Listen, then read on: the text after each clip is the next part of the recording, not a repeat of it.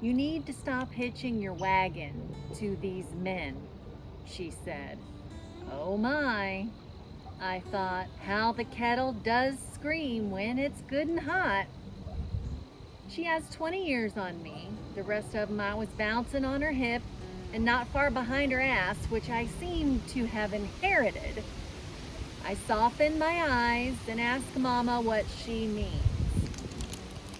You wanted a big family. He changed his mind and took that away.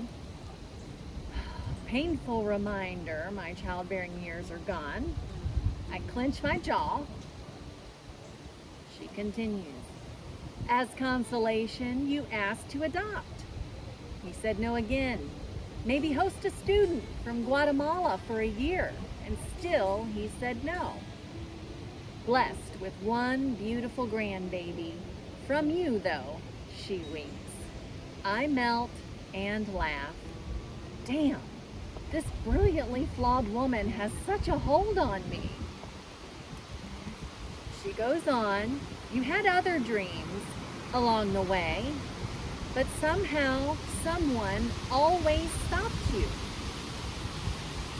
Daughter, it's time you took control and had dreams no man, no person can ever dash.